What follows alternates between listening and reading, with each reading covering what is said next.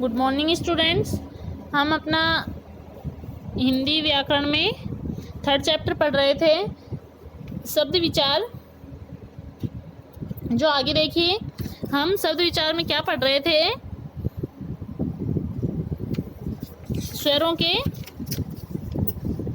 शब्दों के भेद पढ़ रहे थे।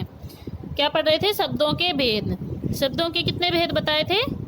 4 आधार पर शब्दों के भेद किए गए हैं, रूपांतर के आधार पर, उत्पत्ति के आधार पर, बनावट के आधार पर और अर्थ के आधार पर। तो हमने 2 पिछली वीडियो में पढ़ लिए थे, रूपांतर और उत्पत्ति के आधार पर। अब हम पढ़ेंगे बनावट के आधार पर।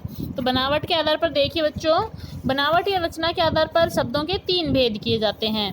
कितने भेद किए जाते हैं? 3। रूढ़ शब्द, यौगिक शब्द और योग रूढ़ शब्द। देखिए, रूढ़ शब्द किन्हें कहते हैं?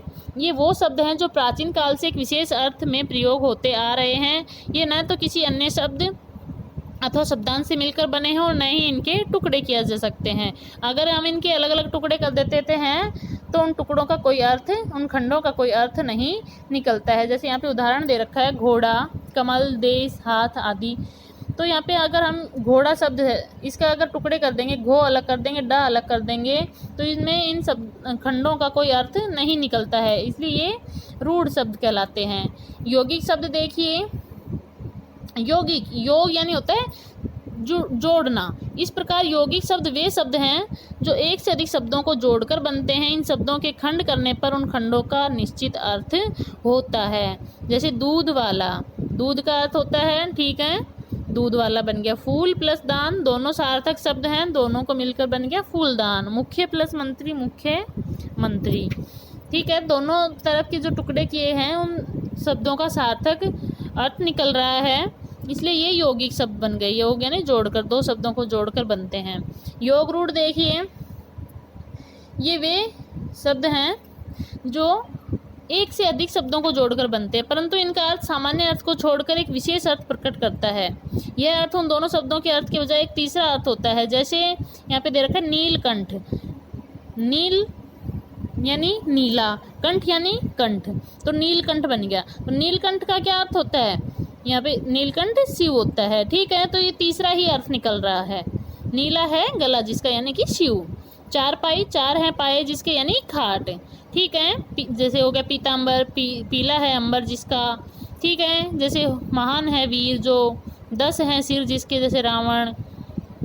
लंबोदर, लंबा है उदर जिसका, जैसे गणेश। तो जिस तीसरा अर्थ निकलता है वो हमारे कहलाते हैं योग रूढ़ शब्द, ठीक है। शब्दों के भेद में अब अगला है अर्थ के आधार पर। अर्थ के आधार पर भी 3 भागों में विभाजित किया है शब्दों को।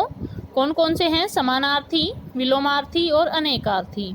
नाम से ही समझ में आ रहा है समानार्थी, यानी कि वे शब्द जो अलग अलग होते हुए भी एक ही अर्थ को प्रकट करते हैं, वो समानार्थी शब्द कहलाते हैं। समानार्थी शब्दों को पर्यायवाची शब्द भी कहते हैं, ठीक है। समानार्थी शब्दों को पर्यायवाची शब्द भी कहते हैं। जैसे गगन, आकाश, आसमान, भूमि, धरती, पृथ्वी, महिला, स्त्री, औरत आदि। विलोमार्थी शब्द देखिए, ऐसे 2 शब्द जिनके अर्थ एक दूसरे के विपरीत हों, विलोमार्थी शब्द कहलाते हैं। इन्हें विपरीतार्थक या विलोम शब्द भी कहते हैं। जैसे कम, अधिक, गुरु, शिष्य, जीत, हार, निकट, दूर, धूप, छाया आदि। अनेकार्थी, ऐसे शब्द जिनके एक से अधिक अर्थ होते हैं, वो अनेकार्थी शब्द कहलाते हैं। जैसे अंबर, अंबर मीन्स आकाश भी होता है, कपड़ा और कपास, ठीक है। एक ही शब्द के अनेक अर्थ निकले हैं। पत्र यानी चिट्ठी भी होती है, पत्ता भी होता है और कागज़ भी होता है। दल यानी समूह, पत्ता, सेना। वर यानी योग्य, दूल्हा और वरदान। तो अर्थ के आधार पर शब्द भेद को हम आगे अध्याय 12 में विस्तार से पढ़ेंगे, ठीक है बच्चों।